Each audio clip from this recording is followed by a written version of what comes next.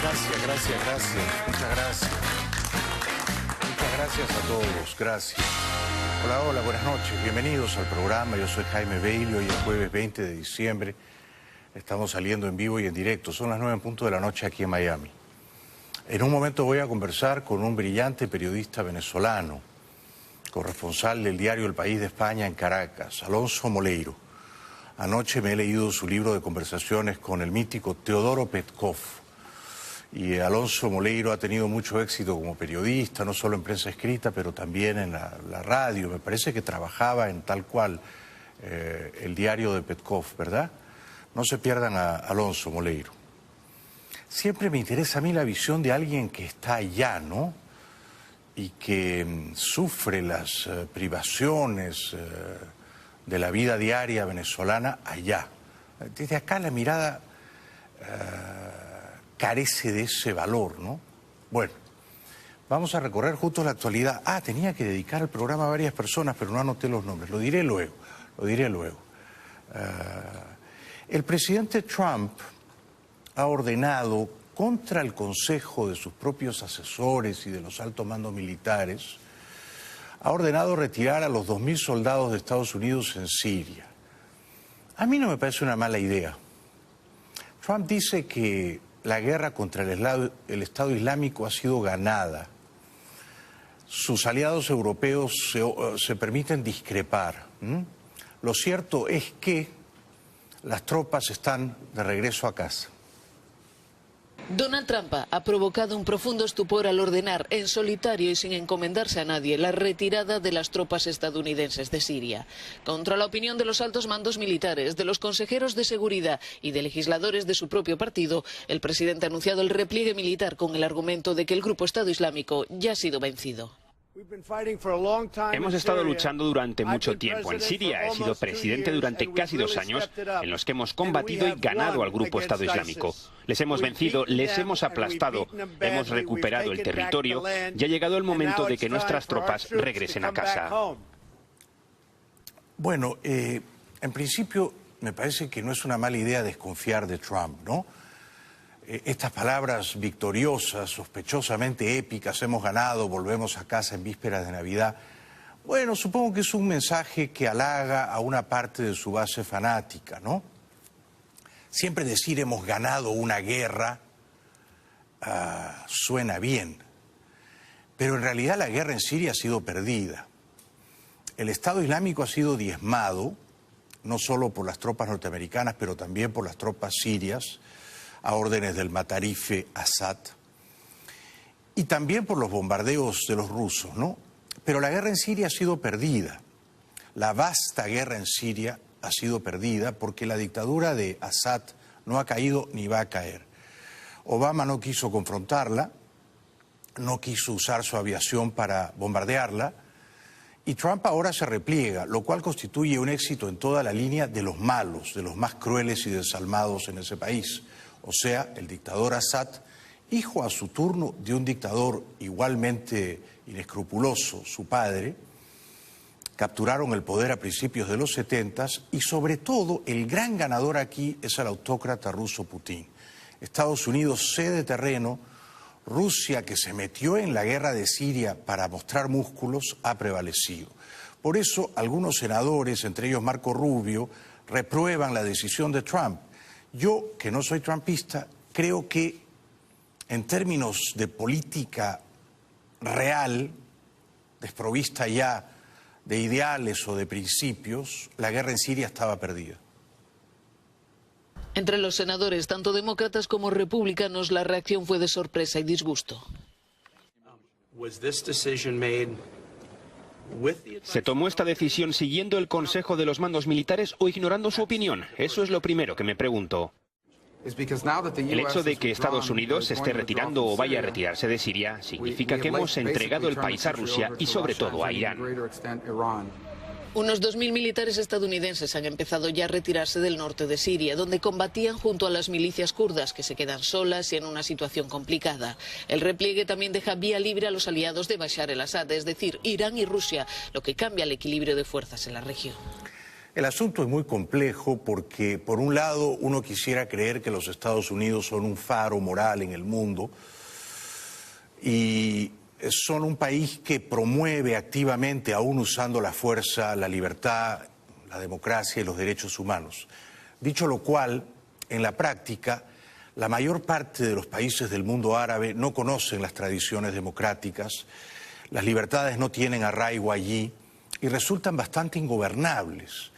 Y entonces no tiene mucho sentido entrar a saco, a las bravas, perdiendo tropas, a imponer manu militari una democracia que a lo mejor ellos no quieren practicar. De manera que a mí me parece que la guerra en Siria estaba perdida ya. Y preservar allí tropas en tierra suponía un riesgo quizás innecesario. Bueno, ahora sí tengo los nombres de las personas a las que quería dedicar el programa. Perdonen, es un caos. Acá improvisamos, acá no leemos teleprompter. Pero la vida misma es un caos. Y yo siempre he creído que, como en las películas, como en los libros, los buenos programas de televisión son aquellos que se parecen a la vida misma. O sea, que fluyen, a veces sin sobresaltos y a veces con turbulencias, y que no están exentos de errores o de despistes, ¿no? El programa de hoy va dedicado a Luis Vera, Milagros Lanz, Liliana Campa y Mariana Viloria. Saludos y besos para todos ustedes. Bueno, por supuesto, el dictador ruso aprueba el retiro que ha ordenado Trump. Gana Putin en toda la línea. La decisión ha sido bien recibida por el presidente ruso, Vladimir Putin, aunque ha expresado dudas de que se convierta en una realidad. En cuanto a la retirada de las tropas estadounidenses, no sé qué es. Los Estados Unidos tienen presencia en Afganistán desde hace 17 años y dicen cada año que están retirando sus tropas, pero todavía permanecen allí. Bueno, yo me iría de Afganistán también, si me apuran, ¿eh? Yo me iría también de Afganistán. Y me parece que el tiempo ha demostrado que la invasión a Irak fue un despropósito en toda la línea, ¿no? Entonces, que Estados Unidos mande tropas en tierra a esos países aparentemente ingobernables, entreverados en unas guerras fratricidas feroces, a mí me parece que es un error de cálculo, ¿no? Yo entendería que Estados Unidos enviara tropas a Cuba o a Venezuela. Esto lo entendería, no solo lo entendería, lo aplaudiría, no solo lo aplaudiría, vivaría esa decisión. ¿Por qué? Porque son territorios que están en la zona de influencia de los Estados Unidos, ¿no? Putin hace lo que le da la gana en Crimea y en Ucrania y en Bielorrusia, hace lo que le da la gana, porque es su vecindario, ¿no? Estados Unidos no aplica en reciprocidad un tipo de política expansiva de sus valores, no digo imperial, pero sí promotora de sus valores o ideales, tal vez porque no los tiene, tal vez porque el gobierno de Trump no tiene valores morales o ideales democráticos. Es todo un frío, mercenario cálculo de intereses. ¿Cuánto gano y cuánto pierdo? Por eso no se han peleado con el carnicero de Arabia Saudita, con el príncipe bin Salman. Él mandó a matar, a descuartizar, a desmembrar a un periodista hostil a su régimen bárbaro. Y sin embargo la Casa Blanca le sigue haciendo toda clase de guiños coquetos, o sea, prevalece el dinero. En Francia están indignados con la decisión de Trump de irse de Siria. La ministra francesa de Defensa ha indicado que el Daesh está más debilitado en Siria. No obstante, los 1000 soldados galos mantendrán allí sus posiciones, ya que, según Florence Parly, la derrota no es todavía definitiva. La lucha contra el terrorismo no ha terminado. Ha habido muchos progresos. Es cierto que hemos tenido progresos en Siria con la coalición, pero esta lucha continúa y la seguiremos llevando a cabo. En Israel están también muy preocupados, pero Israel ha aprendido hace décadas que no puede cifrar su seguridad nacional en ningún otro país y que ellos tienen que poseer, como de hecho poseen, un suficiente poderío bélico para repeler las agresiones de todos sus vecinos hostiles. Y en esto Netanyahu es verdaderamente un halcón de cuidado, Preocupación en Israel, donde se considera que la retirada de Estados Unidos supone una pérdida de equilibrios con Rusia y sobre todo con Irán. Seguiremos actuando en Siria para impedir que Irán se atrinchere militarmente contra nosotros. No vamos a reducir nuestros esfuerzos, vamos a aumentarlos. Bueno, porque han ganado los malos en Siria, ¿no? El dictador que ha diezmado a la población civil rebelde, son centenares de miles, entre ellos muchos niños, ¿no? Los que han muerto en esta guerra civil que lleva años, y luego, por supuesto, Rusia e Irán, ¿no? Bueno, entre tanto, el senador Graham, que es republicano, critica a Trump, y este otro senador, Paul, lo apoya. If this decision is a withdrawal of all of our forces in Syria, now we're dramatically less safe.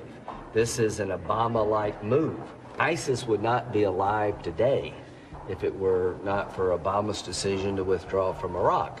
And I'll have to say, if Trump withdraws from Syria and they do come back, like I think they will, he'll be one of the reasons they came back.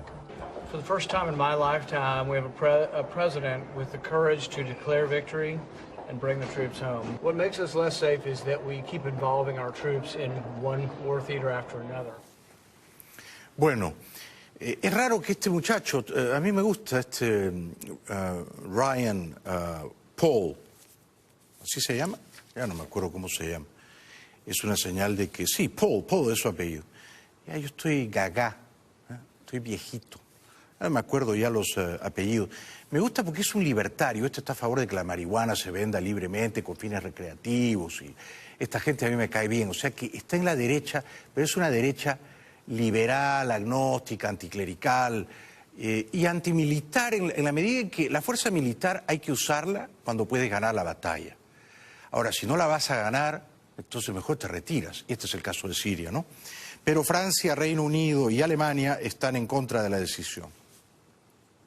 En Damasco, los habitantes celebraban el jueves la noticia dada a conocer por el presidente estadounidense Donald Trump, argumentando que el grupo yihadista Estado Islámico ha sido derrotado.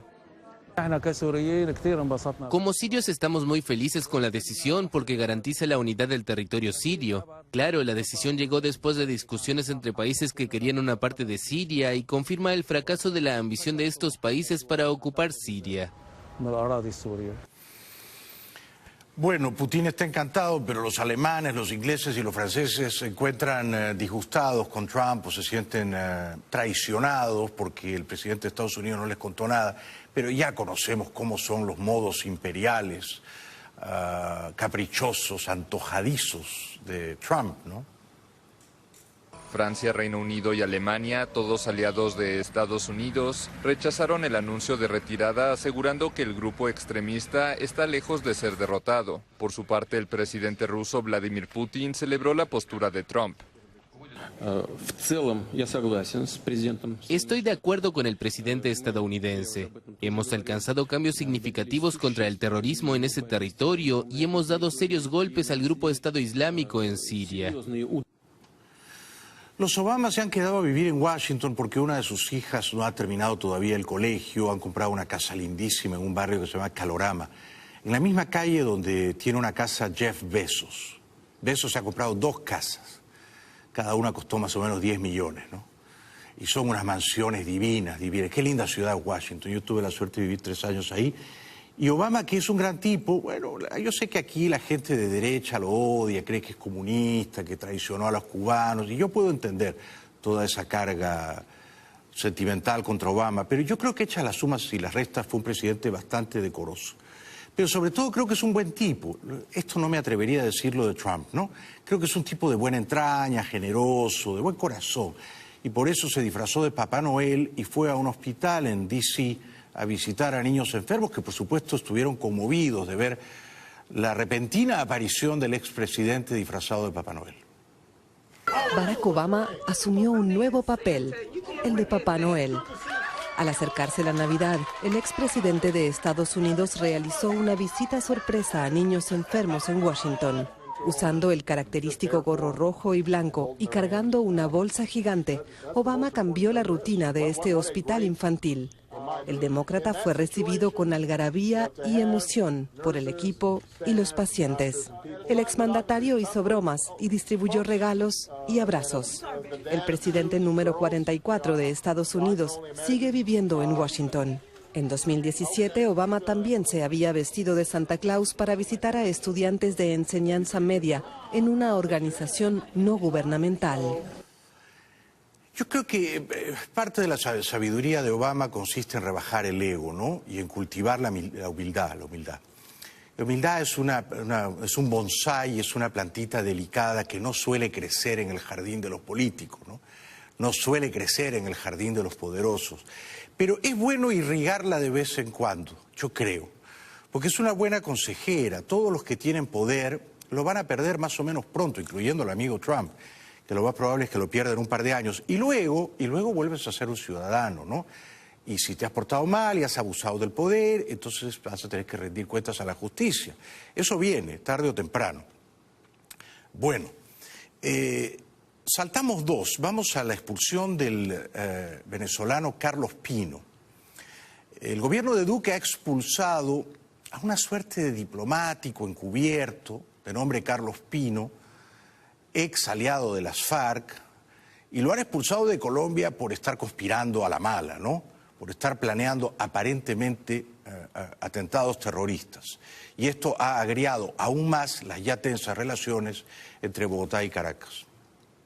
Los oficiales de Migración Colombia llevaron al ciudadano venezolano Carlos Pino al puente internacional Simón Bolívar y allí procedieron con su expulsión, que según el director de la entidad tiene que ver con supuestas actividades que afectarían la seguridad nacional. Este informe trae consigo una información en la cual se puede deducir, en la cual se puede constar que esta persona podía alterar el orden público, la seguridad nacional. Dijo que el soporte del informe de inteligencia fue entregado a Migración Colombia en las últimas horas y que en todo momento se le respetaron los derechos a Carlos Pino.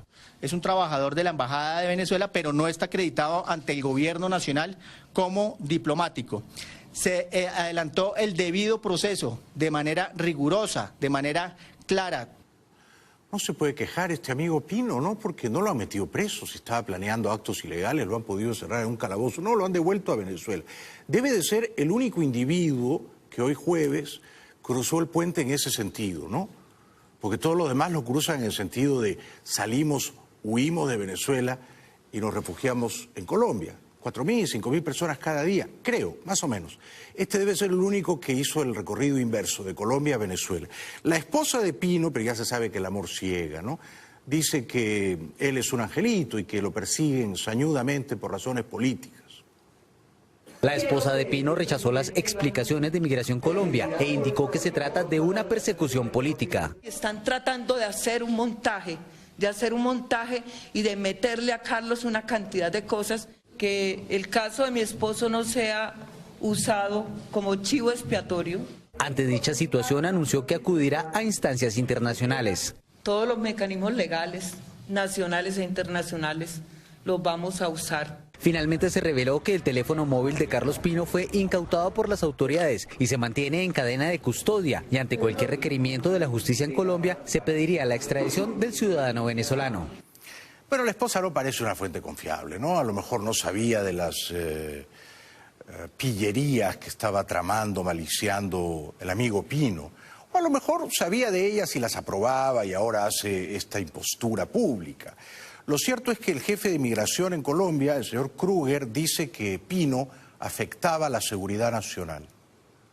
Pero sí tengan la plena claridad que cualquier extranjero, venezolano o de cualquier nacionalidad, que venga a afectar la seguridad nacional de Colombia, que venga a afectar nuestra tranquilidad, nuestro orden social, va a ser expulsado. Se le aplicará la máxima medida sancionatoria, en este caso desde el punto de vista de migración, la expulsión, que además trae consigo 10 años de prohibición de ingreso a nuestro país, y adicionalmente desde esos 10 años, si quiere ingresar a Colombia, tendrá que ingresar con una visa.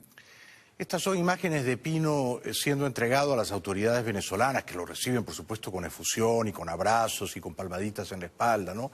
Ha vuelto un héroe. Yo creo que era un espía de Caracas, sembrado en Bogotá, no sé qué cosa estaba tramando, pero seguramente nada bueno para que Duque, porque Duque sí es un angelito. Si Duque lo ha echado de Colombia, este Pino, algo malo estaría haciendo Pino, ¿no? Estas son las imágenes. Luego, el aire que uno percibe, advierte en Pino, es un hombre que parece esquivo, taciturno, diría yo sospechoso, ¿no? Por su modo de caminar y por su modo de enterrar la mirada y de buscar la sombra. Pero juzguen ustedes, esto es lo que yo veo desde aquí.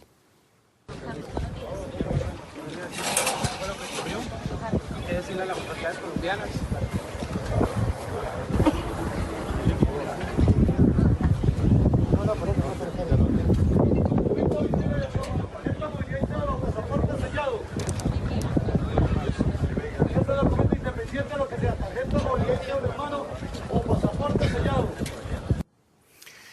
Aunque esto es una arbitrariedad, pero el programa está hecho de arbitrariedades, no camina como un hombre inocente y no levanta la cabeza como un hombre inocente. Pero bueno, esta es mi percepción sesgada. En reciprocidad y con los abusos a los que estamos acostumbrados por parte del régimen bárbaro de Caracas, ha sido expulsado un inocente cónsul colombiano en esa ciudad, el señor Pérez, Juan Carlos Pérez. Ha reaccionado a la expulsión de territorio colombiano de Carlos Manuel Pinto. Por medio de un comunicado, la Cancillería señaló que en virtud del principio de reciprocidad se tomó la decisión de expulsar a Juan Carlos Pérez Villamizar, cónsul de Colombia en Venezuela. Según el régimen de Maduro, el diplomático no cuenta con la acreditación correspondiente. Migración Colombia sacó del país hoy a Carlos Pinto por supuestas razones de seguridad. No es Pinto, es Pino. Pino estuvo preso el año 99 en Colombia. ¿Por qué lo metieron preso? Porque lo encontraron en un campamento de la FARC. Entonces, cuando lo arrestaron, él dijo, yo no soy miembro de la FARC, porque no estaba vestido de camuflaje ni llevaba armas. O sea que él era un visitante, ¿no? Estaba simplemente frecuentando a sus amigos de las FARC, pero él aseguró que no era un miembro de la organización terrorista. No somos parte de la insurgencia colombiana, no somos traficantes de armas como se trató y se especuló al respecto. Así hablaba el ciudadano venezolano Carlos Pino en enero del año 2000, meses después de haber sido detenido por el ejército colombiano en Vichada, supuestamente en un campamento de las FARC. El hecho de que ahí haya estado algún miembro de la insurgencia no nos vincula a nosotros en ese caso. Tan es así que está demostrado que nosotros ni portábamos armas, ni portábamos ningún tipo de uniforme que nos relacionara con el conflicto que vive Colombia.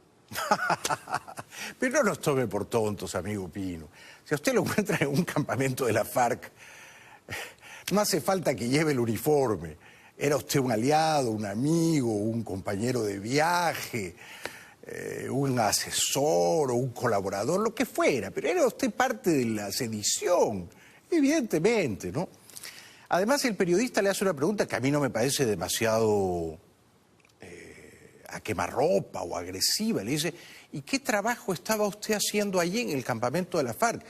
Él hubiera podido decir, yo estaba haciendo un documental para National Geographic, estaba fotografiando a las guacamayas y a las cacatúas. Ah, bueno, perfecto. Entonces tienen las imágenes, el camarógrafo. Sí, estábamos filmando unas cacatúas, no vimos que estábamos en un campamento de la FARC.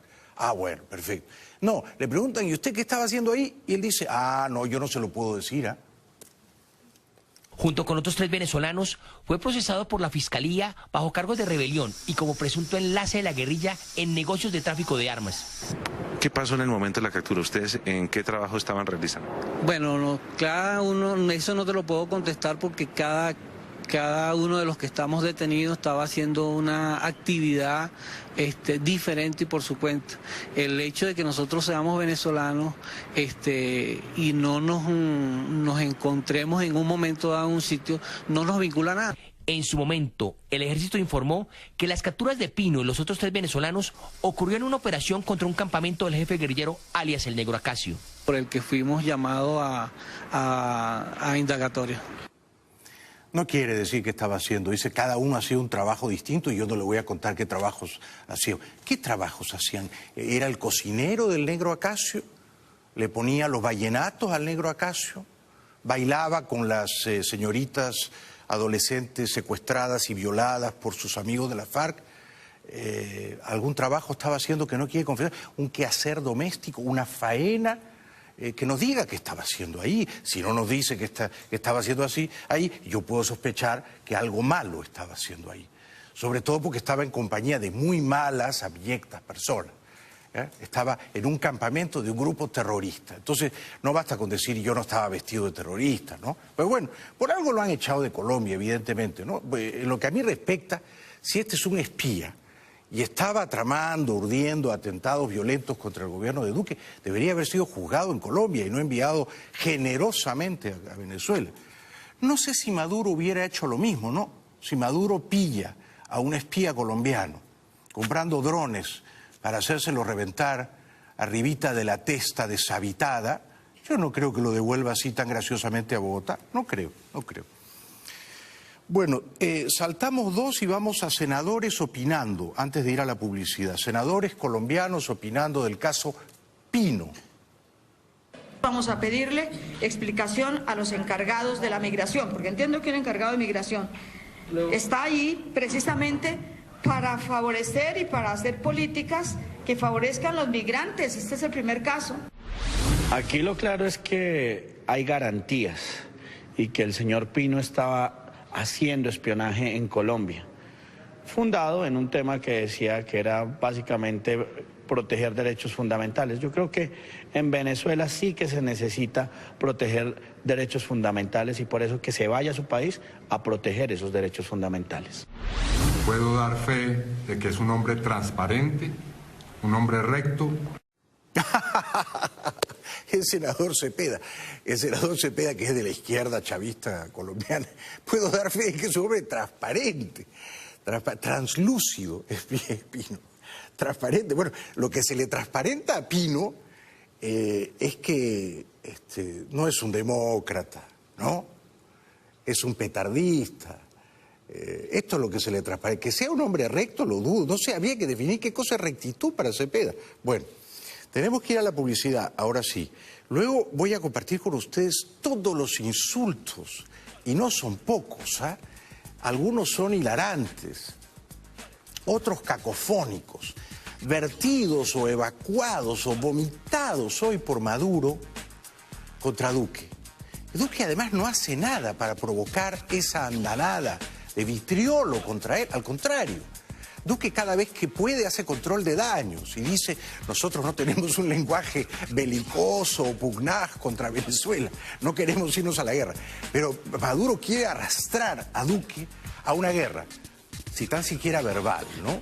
Vamos a tener eso. Y luego viene desde Venezuela un brillantísimo, muy bien informado periodista, Alonso Moleiro. No se lo pierdan. Bienvenidos de vuelta al programa. Estamos saliendo en vivo, en directo, es jueves 20 de diciembre. A mí me encanta diciembre, no sé a ustedes, a mí me encanta. Por varias razones. Primero, a mí me encanta hacer regalos. El Papa dice, no, en Navidad no hay que hacer regalos. Se nota que el Papa no tiene hijos, ¿no? El Papa dice, no al consumismo, no a los regalos. Perdón, porque hay unos argentinos aquí. No quiero encordiar a mis queridos visitantes argentinos. Pero no, el Papa dice no al consumismo, no a los regalos, hay que orar a Jesucristo. Pero los niños esperan los regalos. Así que yo estoy a favor de los regalos. Luego me gusta la Navidad porque uno puede comer con desmesura. Hay una especie de pretexto o coartada moral, religiosa, evangélica, para tragar. Y entonces yo trago como un cerdo. No en Navidad, todo diciembre. Uno se tiene que ir preparando, ¿no es cierto? Así que, y luego las calles están iluminadas y la gente, todos de alguna manera nos obligamos a ser levemente más amables y entonces es un tiempo lindo, Bueno, pero Maduro no respeta estas añejas tradiciones, ¿no? Que mandan que en vísperas de Navidad uno debería ver al prójimo con una mínima compasión, ¿no? O uno debería perdonar a antiguas rencillas y enterrar viejos rencores. No. Él hace todo lo contrario. Faltando 5 días para la Navidad, insulta al pobre Iván Duque, que no ha hecho nada para merecerlo, de una manera francamente antinavideña, una manera francamente atea, guerrillera, verbalmente terrorista. O sea, Maduro tiene un fusil en la boca y dispara repetida sistemáticamente contra Duque, que es inocente a todas luces. Juzguen ustedes. Los problemas de los venezolanos los resolvemos en paz nosotros. No necesitamos a la oligarquía colombiana y a Iván Duque de metiche en Venezuela opinando. No puede gobernar Colombia Iván Duque y quiere gobernar Venezuela. Metiche, fuera de aquí Iván Duque. ¡Boham, Iván Duque! ¡Boham! Hay que hablarle en inglés porque él piensa en inglés. Porque es un vasallo del imperialismo norteamericano. Iván Duque, un arrastrado del imperio norteamericano. Un vasallo, un esclavo, un pelele del imperio norteamericano. Bueno, cuántas palabritas dulces navideñas pronuncia Maduro, ¿no? Metiche, vasallo, esclavo, pelele. Bueno, Duque habla inglés, es verdad, ha vivido en Washington largos años, es un hombre bastante inteligente, fluido en inglés, pero hablar en inglés no significa que uno sea cómplice del gobierno de Trump o espía del Pentágono, ¿verdad? Simplemente Maduro habla desde la herida o el rencor porque claramente él está reñido con el idioma inglés e incluso con el español, ¿no? Un idioma que subvierte bastante, al cual le planta dinamita de sola sombra. Bueno, pero no es verdad que Duque sea un pelele de Trump. Bueno, sus enemigos en Colombia lo acusan de ser un pelele de Uribe. Tampoco es un pelele de Uribe, ¿no? Muchacho tiene 42 años, ha llegado a ser presidente de Colombia. No creo que sea tan tonto, tan dócil o tan sumiso de nadie. Y tiene su propia agenda. Incluso ahora los propios uribistas, el otro día estuvo Fernando Londoño, que es un preclaro insigne uribista, lo acusan a Duque de no escuchar a Uribe, o sea, de no ser obediente o sumiso a Uribe. Entonces, no es verdad que sea pelele de Trump ni pelele de Uribe ni vasallo de nadie, ¿no? Y luego no puedes tú echar de un lugar a alguien que no está allí. Duque no está en Venezuela, no quiere estar en Venezuela, no quiere gobernar Venezuela. Nadie quiere gobernar Venezuela, nadie. Yo creo que si uno le dice a María Corina que quiere gobernar Venezuela, a lo mejor se queda pasmada, porque es una tarea titánica. Entonces uno no entiende lo que está, o uno sí lo entiende, ¿no? Maduro lo que está haciendo con esta catilinaria contra Duque es simplemente victimizándose y agitando el fantasma del enemigo exterior que viene a invadirnos, a depredar nuestras riquezas, ¿no? Y entonces él está tratando de llamar a la tribu, la llamada de la tribu, ¿no? La llamada bárbara de la tribu. Viene otra tribu a invadirnos y entonces hay que cerrar filas, nosotros, nacionalistas venezolanos. Esto es lo que trata de hacer Maduro, aconsejado por los cubanos que saben mucho de esto, que son muy astutos en esto, en manipular a la gente incauta, en usar el poder inmoderadamente, en preservar el poder a sangre y fuego. Los cubanos son profesionales en esto. Y entonces luego Maduro dice que están preparando una traición golpista contra él. Ojalá sea verdad. Y eso no sería ni traición ni golpe. Eso sería un acto patriótico en defensa de las libertades conculcadas. Ojalá ocurriera alrededor del 10 de enero. Lo veo altamente improbable, ¿no? Francamente me parece muy difícil, muy arduo que un grupo de militares tenga el valor de levantarse en armas contra la dictadura. Hay que fortalecer la unión cívico-militar en cada parroquia, en cada municipio, en cada estado, y estar preparado para responder a tiempo, contundentemente, cualquier intento de traición golpista que pueda haber en el transcurso de las próximas semanas y meses.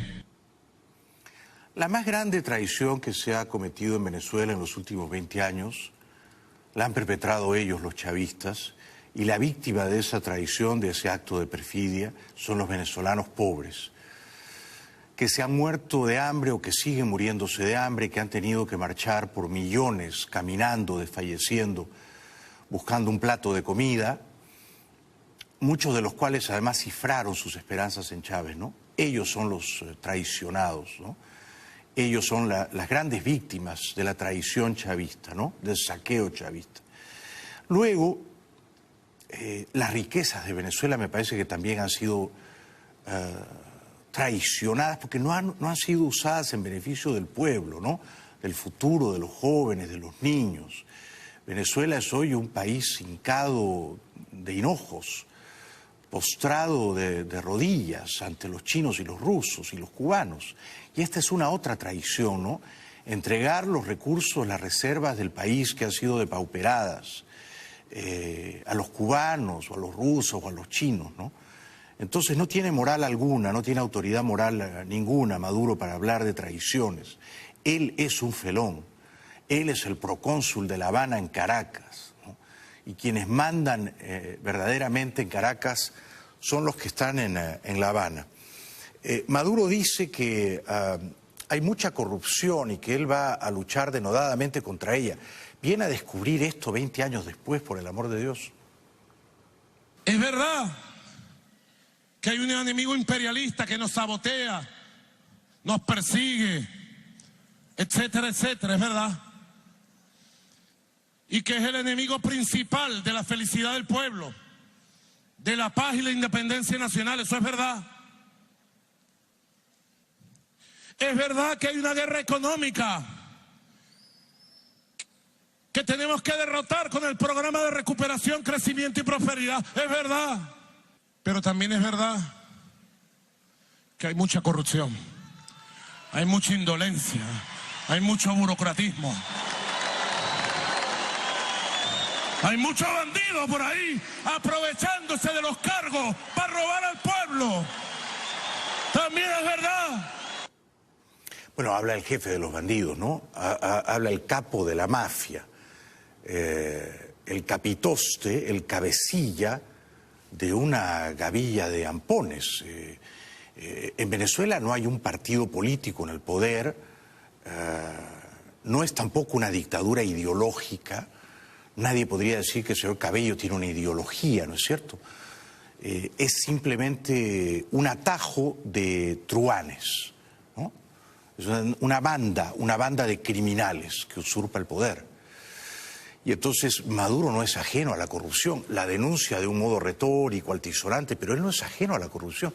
Él, su esposa, los 3 hijos biológicos de su esposa, a cada uno de los cuales Gorrín le dio instrucciones a Matías Krull para que le depositaran 200 millones de euros en un banco en Andorra.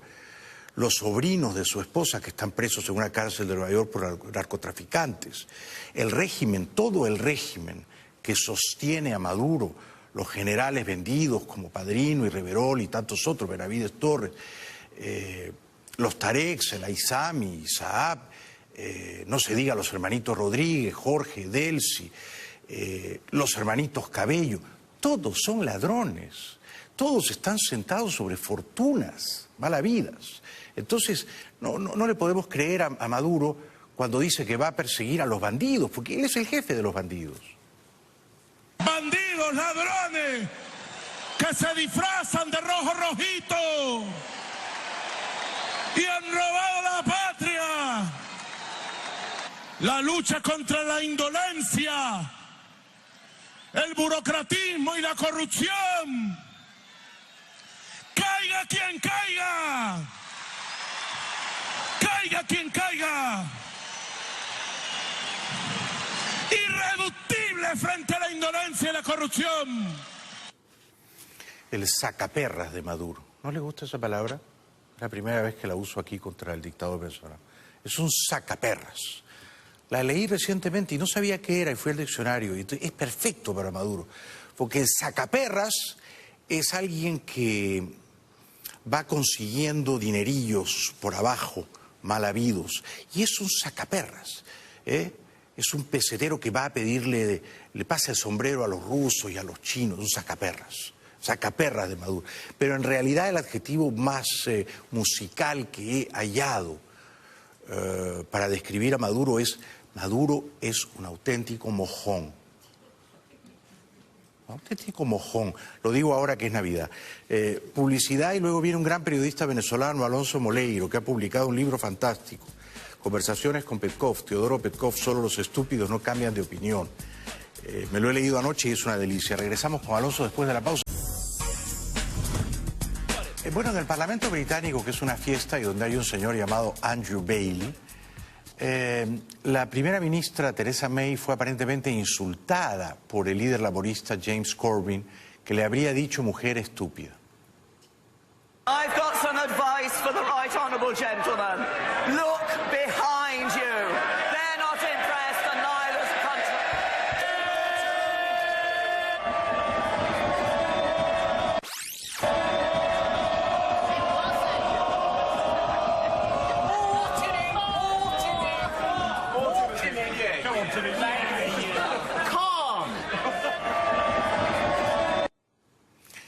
Hay gran revuelo porque aparentemente Corbyn dijo lo que dijo, ¿no? Regresamos después de la pausa.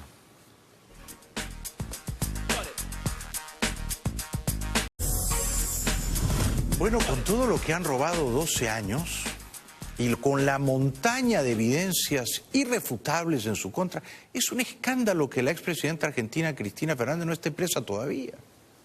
La justicia argentina confirmó el jueves el procesamiento a la expresidenta y actual senadora Cristina Kirchner por la causa conocida como los cuadernos de la corrupción. La Cámara Federal consideró a Kirchner como jefa de una asociación ilícita y ratificó su procesamiento, que se llevará a cabo en un juicio oral.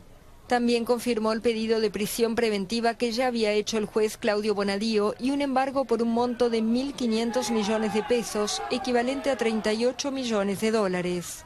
Como senadora, Cristina Kirchner goza de fuero parlamentario y hasta ahora la Cámara Alta no ha tratado el pedido del juez Bonadío para retirarle la inmunidad.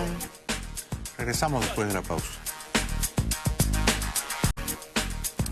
Bueno, quiero agradecer mucho a Claudio y a María, que han venido desde la Argentina, tan queridos.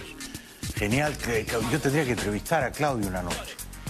También a toda la gente linda que nos acompaña en el público, unas señoras colombianas guapísimas. Y a Milena Aristizábal, joven, talentosa banquera colombiana, que me atendió hoy con muchísimo cariño en Wells Fargo. Gracias, Milena, por tu cariño. Gracias por hoy. Nos vemos mañana viernes cerrando el año. Buenas noches, hasta mañana.